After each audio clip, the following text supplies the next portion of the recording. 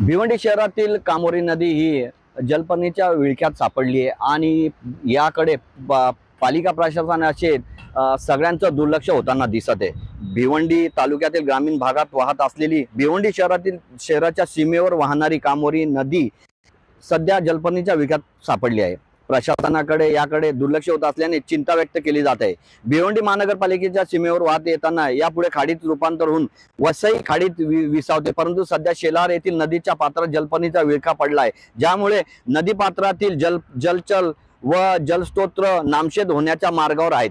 नदी पात्रात जलपर्णी वाढली असताना या नदी लगतच्या शेलार ग्रामपंचायत हद्दीतील सायझिंग असतील, डाईंग असतील यांची प्रक्रिया केलेले केमिकल युक्त पाणी शहरातील मलनिसार प्रकल्पातील सांडपाणी थेट नदीत व खाडीत पात्रात सोडले जात असल्याने ही नदी प्रदूषणाच्या विळख्यात सापडली। शासनाच्या नदी पुनर्वसन प्रकल्प अंतर्गत कामोरी नदीचा समावेश आहे, परंतु या नदीच्या दुरावस्थेकडे जिल्हा प्रशासन, प्रदूषण नियंत्रण महामंडळ, भिवंडी महानगरपालिका याकडे दुर्लक्ष करत आहे।